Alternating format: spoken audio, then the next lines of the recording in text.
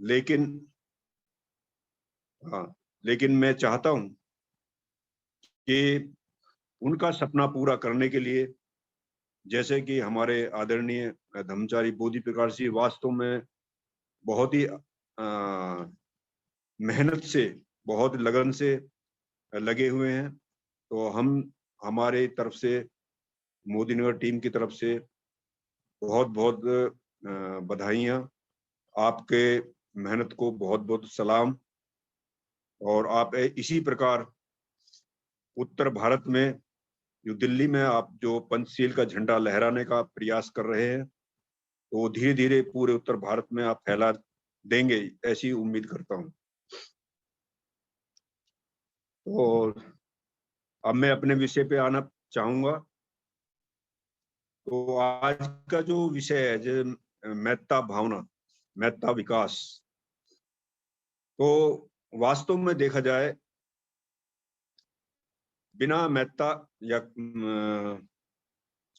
ये जो महत्ता भावना है या मैत्री की भावना जो है, इसके बिना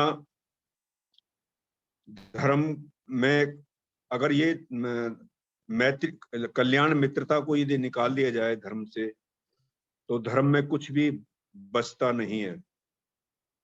ये एक ऐसा तत्व है कि जिसके बिना हमारा जो धर्म है वो अधूरा है।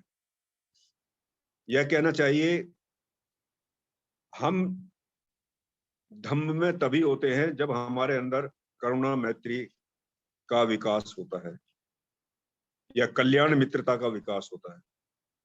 और ये जो हमारे जो TBM है, त्रिलोक त्रिरत्न बौद्ध महासंघ, ये पूरी तरह कल्याण मित्रता के जाल पे आधारित है।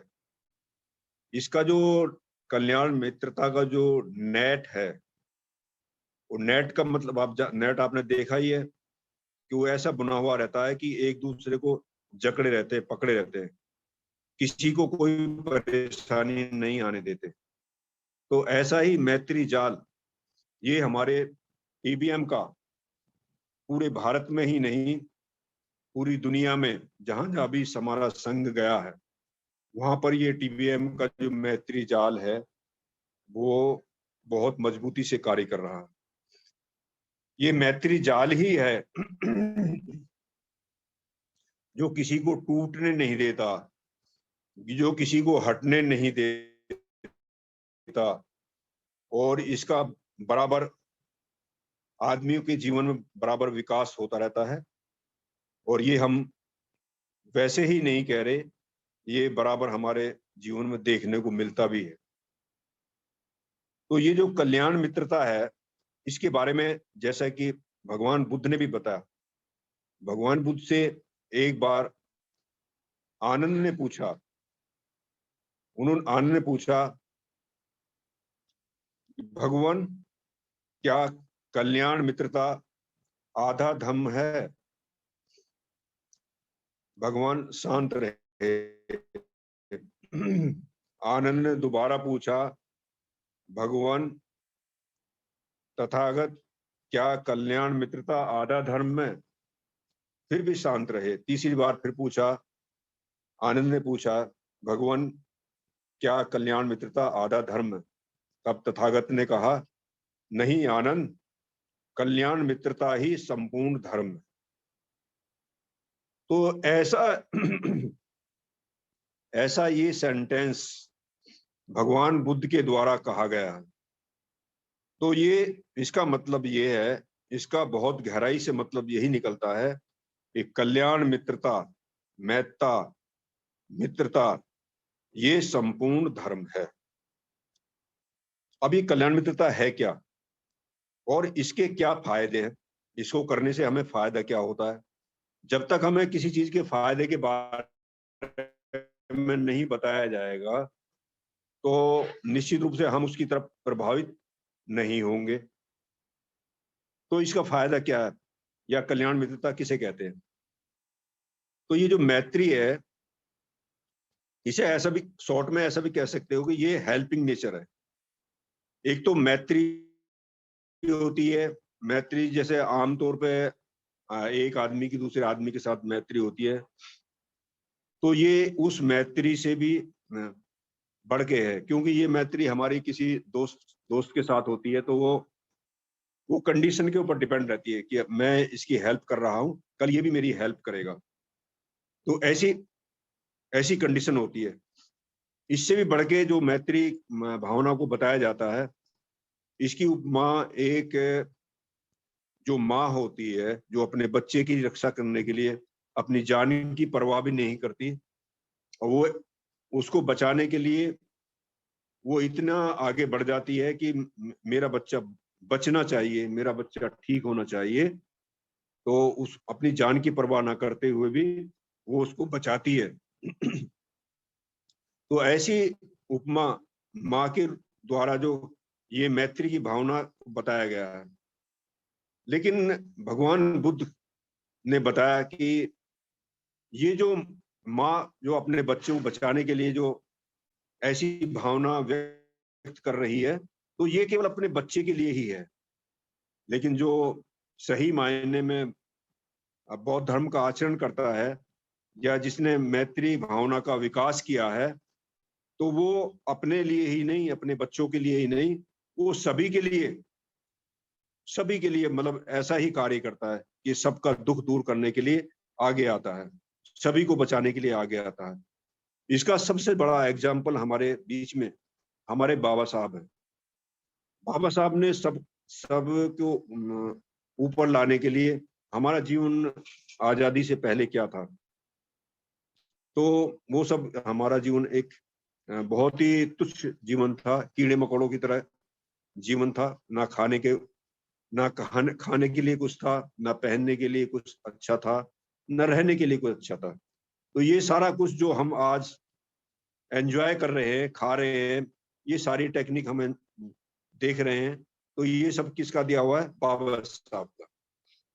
तो ये सबसे बड़े एग्जाम्पल हमारे बीच में बाबा साहब, तो जिन्होंने मैत्री, उनके अंदर कल्याण मित्रता इतनी जबरदस्त थी कि वो मैत्री का इतना बड़ा तत्व और जिस आदमी के अंदर भी ये कल्याण मित्रता का या मैत्ता विकास हो जाता है, तो उसके जो 11 लाभ बताए गए हैं, बौद्ध धर्म में 11 लाभ बताए गए हैं, तो उनको मैं बताने का मैं प्रयास करूंगा। तो सबसे पहला जो है लाभ होता है, आदमी सुखपूर्वक सोता है। मतलब उसको नींद आने में कोई दिक्कत नहीं होती। जैसे आमतौर पे आदमी छोटी छोटी बातों को लेकर बेचैन हो जाता है, छोटी सी परेशानी, शरीर की परेशानी को लेकर परेशान होता है। तो लेकिन जिसने भी मैत्ता विकास या मैत्ता का स्राव बहुत ही अच्छे से किया है, इफेक्टिवली किया है, तो वो सुखपूर्वक सोता है। तो ऐसा पहला फायदा। और दूसरा फायदा है, वो सुखपूर्वक उठता है, जागता है। मतलब सुबह को उठेगा बहुत ही अच्छी तरह, फ्रेश हो जाएगा। मतलब उसकी नींद में पूरा जो है, जो एनर्जी है, जो उसकी एनर्जी पूरे दिन में लॉस्ट हुई है, वो रिकवर हो जाती है और सुबह को ताजा उठता है। तो इस तरह ये दूसरा फायदा। तीसरा जो फायदा है वो है, जो आदमी सोता है तो उसके स्वप्न आते हैं। स्वप्न, अच्छे स्वप्न भी आते हैं, बुरे स्वप्न भी आते हैं। तो बुरे स्वप्न उसे बहुत परेशान करते हैं, आदमी बहुत विचलित हो जाता है, कभी कभी रात को डर जाता है, कभी कभी रात को बहुत ऐसी वैसी बातें करता रहता है, बहकता रहता है। तो जिसने भी मैत्ता भावना का स्राव किया है, इफेक्टिवली स्राव किया है, परिणामकारक स्राव किया है, तो उसको बुरे स्वप्न कभी नहीं आएंगे, वो बहुत ही चैन की नींद सोएगा। चौथा जो फायदा है वो मनुष्यों का प्रिय हो जाता है। आप देखिए, जिस आदमी जो सभी के लिए कार्य करता है, तो निश्चित रूप से सभी लोग उससे प्यार करने लगते हैं। तो सभी मनुष्यों में वो प्रिय हो जाता है। सब चाहते हैं उसे कि मेरे पास आए, मेरे को मौका मिले उसे सम्मान करने का, मेरे पास बैठने का। तो उसको सभी चाहने लगते हैं। तो ऐसा ये चौथा फायदा है।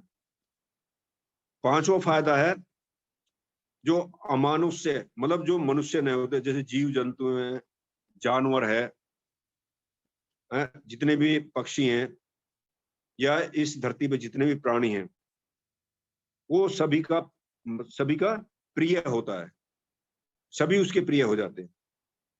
मतलब वो सभी को प्यार करता है, सभी को महत्ता देता है, चाहे कितना जहरीला प्राणी हो। अगर वास्तव में उसे जो है सही आपने महत्ता विकास किया है तो आप देख के उसको डरेंगे नहीं, क्यों? निडर बन जाता है वो आदमी। तो इस तरह से ये महत्ता भावना का ही एक तरह श्राव है या उसका असर है कि हमें कैसे ही जानवरों के बीच में छोड़ दिया जाए तो हमें ना डर लगेगा और ना ही वो जानवर हमें नुकसान पहुंचा सकते। तो ऐसा ये महत्ता भावना का फायदा है। छठा है देवता, मतलब आपकी रक्षा करते हैं, उनकी रक्षा करते हैं। जो महत्ता भावना का श्राव करते हैं देवता उनकी रक्षा करते हैं। देवता का मतलब ये है कि जो हायर मानसिक अवस्था के लोग हैं, जो हायर मानसिक अवस्था के लोग हैं उन्हें देवता कहते हैं। देवता का मतलब ऐसे नहीं कोई ऊपर से कोई देव आ गया, देवता आ गया, ऐसा नहीं।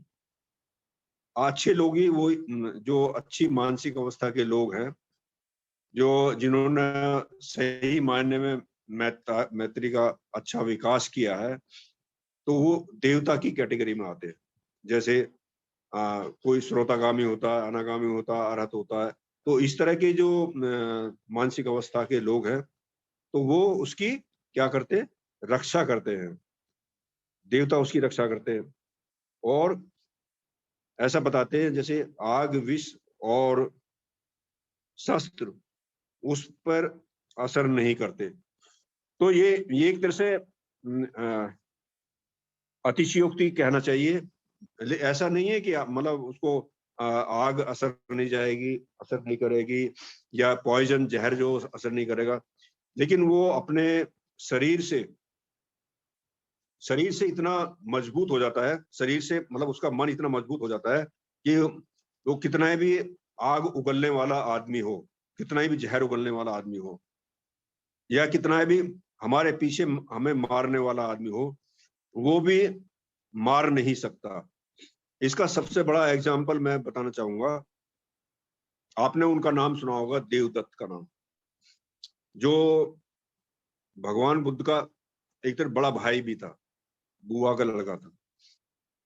तो वो एक तरह से देखा ना, वो बचपन से ही उनसे बैर रखता था, तथागत से बैर रखता था। उसकी एक क्वालिटी बहुत ही मैं जबरदस्त क्वालिटी का जिक्र करना चाहूंगा यहाँ पर देवदत्त की। उसकी कंसंट्रेशन बहुत ही जबरदस्त थी, मतलब इतनी जबरदस्त कंसंट्रेशन थी, मतलब वो मिनट 2 मिनट में इतना कंसंट्रेट एकाग्र हो जाता था कि वो एकदम समाधि के अंदर चला जाता था। तो ये उसकी बहुत खासियत बात थी। लेकिन जो उसके अंदर नेगेटिव बात थी, वो तथागत से घृणा करता था, बचपन से घृणा करता था। कईयों को होता ना, बचपन से किसी आदमी को पसंद नहीं करते। हम भी धारणा बना के चलते हैं कि हम इसको पसंद नहीं करते, उस जाति का उसे पसंद नहीं करते, मतलब बहुत सारी धारणाओं में हम लोग जीते हैं। तो ऐसा था देवदत्त। तो देवदत्त ने एक बार सोचा कि यदि मैं तथागत को खत्म कर दूंगा, मार दूंगा, तो फिर ये जो संघ है उसका मैं नायक बन सकता हूँ, उसका अध्यक्ष बन सकता हूँ, उसका मालिक बन सकता हूँ। तो ये प्लानिंग उसके मन में चल रही थी। तो उन्होंने एक बार क्या काम किया, तो ये जो पागल हाथी था, एक तो पागल था हाथी और उसको शराब पिलाई गई, पागल और उसको शराब पिला दी, तो और भी ज्यादा वो मदमस्त हो गया। तो उस हाथी को, जो भगवान बुद्ध का जो कारवां चला आ रहा था सामने से, उसके सामने वो उस हाथी को छोड़ दिया जाता है मारने के लिए, कि संघ के नायक तथागत को वो मार मार मार देगा, निश्चित रूप से मार देगा हाथी। तो जैसे ही धीरे धीरे वो हाथी तेजी से आगे बढ़ता है, तो वो आनंद ने कहा, भगवान बचिए, ये हाथी जो आपको नुकसान पहुंचा सकता है, इससे पहले कि ये आपके पास आए आप बच जाइए। तथागत ने कहा, नहीं, इसको आने दो और आप मेरे सामने ना आइए, आप अलग हट जाइए। आने दो, इसे आने दो। और जैसे ही धीरे धीरे धीरे करके वो तथागत के पास आ जाता है, तो तथागत की मैत्री का जो एक जैसे ग्रेविटेशन होता है ना, हमारी पृथ्वी में ग्रेविटेशन होता है, जिसे गुरुत्वाकर्षण शक्ति कहते हैं। पढ़े लिखे बच्चे जानते हैं, जो साइंस के स्टूडेंट है वो जानते हैं ग्रेविटेशन। ये ग्रेविटेशन दिखाई नहीं देता, इसी तरह का ग्रेविटेशन ये हमारी मैत्री में होता है। मतलब मैत्री की जो एक तरह से विकिरण कहना चाहिए, या उसका जो फोकस कहना चाहिए, बहुत ऑरा कहना चाहिए, वो बहुत दूर तक प्रभावित करता है आदमी को, दूसरे आदमी को भी प्रभावित करता है। पॉजिटिवनेस इतनी ज्यादा हो जाती है आदमी की कि जहां भी जाएगा वो सभी लोग उससे प्रभावित हो जाते हैं, केवल देखने मात्र से। तो वो हाथी उसके सामने, तथागत के सामने आता है, और जैसे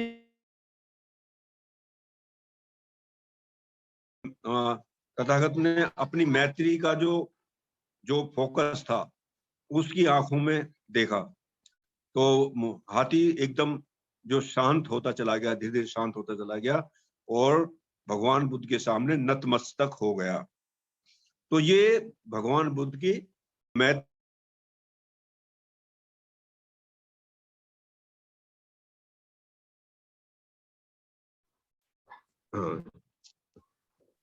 ये जो चमत्कार है, ये चमत्कार ना कह करके ये एक तरह प्रैक्टिकल अनुभव है, जिसे हमें अपने जीवन में हमें देखना चाहिए। तो ऐसा करके वो हाथी बैठ जाता है, नतमस्तक हो जाता है, सभी को बहुत ही आश्चर्य होता है। और भगवान बुद्ध तभी वहां पर बताते कि ये जो है, ये जो आदमी का जो हम मैत्री का जो विकास हम धीरे धीरे जैसे हम, या मैत्री के अंदर जैसे हमारे अंदर इम्प्लीमेंट होता जाएगा, वैसे वैसे ही हमारे अंदर बहुत सारे गुणों का एक तरह से अवतरण होता जाएगा। तो वो गुण मैं आपको बताने के लिए मैं प्रयास कर रहा हूँ। तो इसके बाद जो मैं नेक्स्ट गुण बताने वाला हूँ, तो वो है उसका चित्त तुरंत एकाग्र हो जाता है। मतलब कहने का हमारे जो जैसे हमारा जो मानसिक एक तरह से कहना चाहिए, हमारा मन बिखरा हुआ रहता है हमेशा। हम देखते हैं ना कि कभी हम यहीं पर होते हैं, वर्तमान में हम जैसे प्रवचन सुन रहे हैं या देख रहे हैं, या कभी कभी होता है हम जो कार्यस्थल जो हमारा होता है, चाहे ऑफिस का हो या जहाँ कहीं भी हम काम करते हो, वहां चला जाता है, कभी घर पे चला जाता है, कभी बच्चों में, कभी दूसरी जगह। तो ऐसा ही मन जो है, चंचल मन हमेशा भागता रहता है। लेकिन सही मायने में जिसने में मैत्री का श्राव किया है, तो उसका निश्चित रूप से उसका जो मन है वो तुरंत एकाग्र हो जाता है, एकाग्रता उसके अंदर तुरंत आ जाती है। तो ये बहुत बड़ा फायदा होता है। इसके बाद नौवा है, वह प्रसन्न बदन होता है। मतलब उसका जो पूरा संपूर्ण शरीर क्या है, प्रसन्नता से भरा रहता है। मतलब आप देखो ना, जो आदमी बहुत सुखी इंसान है, उसकी कल्पना करो। अब सुखी इंसान कौन है, आप ये कल्पना कर सकते हो, जैसे आप भगवान बुद्ध की मूर्ति देख लो, तो उसको देखने से नहीं लगता आपको कि बहुत सबसे ज्यादा सुखी दुनिया में जो है, यही तथागत से बढ़ के सुखी इंसान कोई दिखाई नहीं देता। तो इसका मतलब ये है कि वो सुख से उसका शरीर पूरी तरह भर जाता है, पूरी तरह सुख से भरा रहता है। तो पूरा ऊर्जावान रहता है। जो आदमी सुखी रहेगा तो ऊर्जावान भी रहेगा, वो कभी थकेगा ही नहीं। मैत्री का इतना बड़ा एक तरह से रिजल्ट रहता है, परिणाम आता है कि वो आदमी कभी थकेगा नहीं। हमें थकन जो होती है नेगेटिविटी से होती है, अकुशल भावना से होती है। और जब अकुशल भावना निकल जाती है तो निश्चित रूप से हम मैत्री से सरोबोर हो जाते हैं। तो ये मैत्री का ही चमत्कार है कि हम जो है सब प्रसन्न रहते हैं। नेक्स्ट जो है वह मूड होकर नहीं मरता। होकर मरने का तात्पर्य है कि जैसे अकाल मृत्यु प्राप्त हो जाता है ना आदमी, अकाल मृत्यु चले जाते हैं बहुत से, कई तरह की अकाल मृत्यु होती है। मैं उसके बारे में चर्चा नहीं करना चाहता क्योंकि ये ऐसा विषय हो जाएगा। लेकिन जो मैं इसमें है, अकाल मृत्यु अचानक ऐसी कोई मृत्यु हो जाती है कि वो अचानक ही चला गया, दुख में चला गया, तो वो उसकी अकाल मृत्यु से अलग हो जाता है, उसको अकाल मृत्यु नहीं आएगी। तो ये एक तरह से हमारा जो मैत्री श्राव है उसका एक रिजल्ट है, परिणाम है। और इसके अंत में जो 11वां जो पॉइंट है वो है, या तो इसी जन्म में वो अरहत बनेगा, और अरहत नहीं भी बन सका तो वो अगले लोक में वो जो क्या क्या होगा, उसका ब्रह्मलोक में पैदा होगा।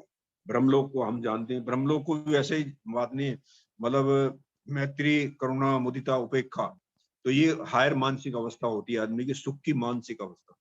तो ऐसी अवस्था में आदमी जो है वास्तव में हम यदि अभी से तैयारी करेंगे तो अगला जो भी जन्म होने वाला है या जहाँ भी हम जाने वाले हैं, तो वो इस अवस्था को हम प्राप्त होंगे, मतलब बहुत ही अच्छी सुख की अवस्था में प्राप्त हो सकते हैं।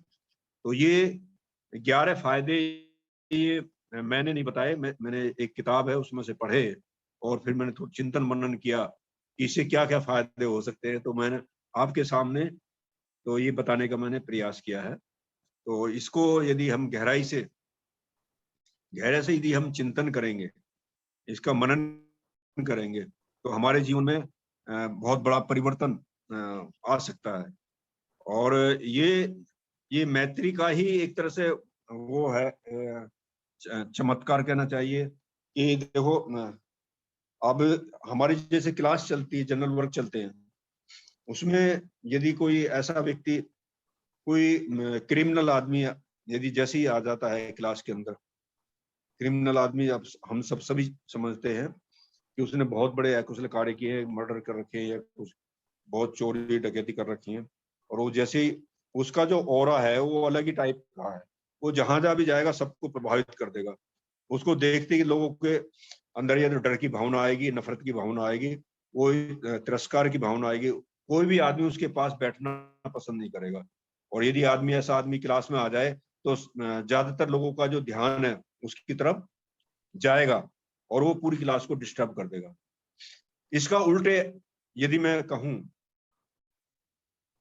यदि कोई पॉजिटिव आदमी, यदि सकारात्मक आदमी, ये कहना चाहिए, अभी हमारे बीच से 1 साल पहले ही बोधि सागर जी गए, तो बोधि सागर जी टाइप जैसे आप बहुत ही प्रशंसित अवस्था के आदमी वो हमारे क्लास में यदि आते हैं तो सभी आदमी प्रसन्न हो जाते हैं, खुश हो जाते हैं।